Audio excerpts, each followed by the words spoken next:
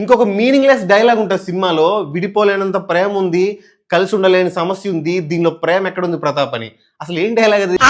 యో guys, welcome to Bombay talkies. ఈ రోజు మనం డిస్కస్ చేయబోయే మూవీ పాపం ప్రతాప్.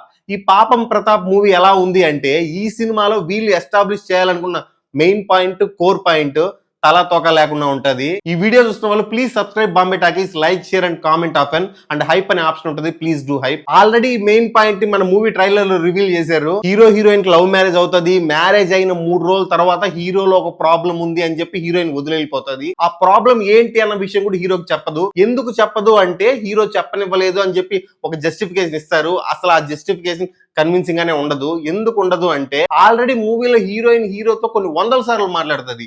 ఈ మాటల్లో ఆ ప్రాబ్లం గురించి, ఆ సమస్య గురించి చెప్పడానికి 1 నిమిషం సరిపోదు. అండ్ ఈ సినిమాలో అస్సలు డైజెస్ట్ కాని విషయం ఏంటంటే, ఫర్ ఎగ్జాంపుల్ ఒక అమ్మాయి అబ్బాయి ట్రూగా లవ్ చేసుకున్నారు అనుకోండి. వాళ్ళిద్దరిలో ఒకరి సైడ్ నుంచి, ఫర్ ఎగ్జాంపుల్ అబ్బాయి సైడ్ నుంచి వాళ్ళకి ఒక ప్రాబ్లం ఉంది. అలా అని అబ్బాయి ఆల్కహాలిక్ అడిక్టెడ్ కాదు, రోజు తాగొచ్చి కొట్టేవాడు కాదు, సాడిస్టిక్ మెంటాలిటీ ఉండేవాడు కాదు.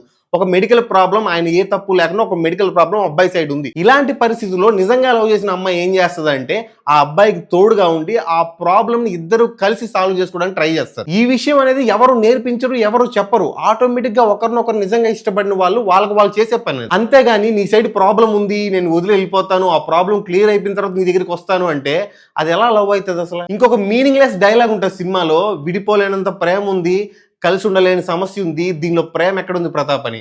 అసలు ఏం డైలాగ్ అది? సో ఇలా తలా తోక లేకుండా ఉంది మెయిన్ థీమ్ అని అనిపిస్తుంది. మరి డైరెక్టర్ అనుకున్న ఈ మెయిన్ పాయింట్ ఎలా డెవలప్ చేశాడు అంటే, కొన్ని దగ్గర చాలా బాగా ప్రెజెంట్ చేశాడని చెప్పొచ్చు.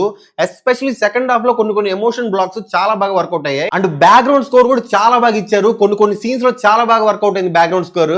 సిల్లీ మూమెంట్స్ అనిపించే సీన్స్ కూడా ఆ బ్యాక్గ్రౌండ్ స్కోర్ వల్ల ఒక సీరియస్ మూమెంట్ లాగా అనిపిస్తుంది మనకు. సురేష్ బొబ్బిలి చాలా బాగా ఇచ్చాడు బ్యాక్గ్రౌండ్ స్కోర్. అండ్ ఈ మూవీలో బాగా ఇంపాక్ట్ ఇచ్చిన యాక్టర్ అజయ్ ఘోష్. ఈ సీన్స్ చాలా బాగా వర్కౌట్ అయ్యాయి. ఎస్పెషల్లీ సెకండ్ హాఫ్ లో హాస్పిటల్ ముందు ఒక ఫాదర్ బాండింగ్ ఎమోషనల్ సీన్ ఉంటది. ఆ సీన్ లో పర్ఫార్మెన్స్ గానీ, ఆ సీన్ డెవలప్మెంట్ గానీ ప్రతి ఒక్కరు కనెక్ట్ అయ్యేలా ఉంటుంది ఆ సీన్. ఇవి కాకుండా ఫస్ట్ హాఫ్ లో కొన్ని కామెడీ సీన్స్ ఉంటాయి, కొన్ని అడల్ట్ కామెడీ సీన్స్ కూడా ఉంటాయి. అవి కొంతమందికి వర్కౌట్ అవుతాయి, కొంతమందికి వర్కౌట్ అవ్వవు. మోస్ట్ ఆఫ్ ద సినిమా చాలా సరదాగా నడిచిపోతుంది. సెకండ్ హాఫ్ లో కథలో సీరియస్నెస్ వస్తుంది, కానీ ఆ సీరియస్నెస్ ని కాసేపు ఎస్టాబ్లిష్ చేస్తాడు, మళ్ళీ దాన్ని ఆ సరదా వేలోని తీసుకెళ్లిపోతాడు. చాలా లిమిటెడ్ సీరియస్నెస్ ఉంటుంది మూవీలో. సో ఈ ఫ్యాక్టర్ కూడా ఒక కంప్లీట్ సినిమాటిక్ ఎక్స్పీరియన్స్ డైల్యూట్ చేస్తుంది. సో ఈ మూవీ అయితే నాకు పార్ట్స్ గా ఓకే అనిపించింది, కానీ ఎంటైర్ మూవీ వైజ్ అంత మంచి ఎక్స్పీరియన్స్ అయితే ఇవ్వలేదు. సో ఈ మూవీకి బాంబే టాకీస్ ఇచ్చిన రేటింగ్ 2.5 out of 5. వచ్చే మూవీ రివ్యూతో మళ్ళీ కలుసుకుందాం. Until then bye by.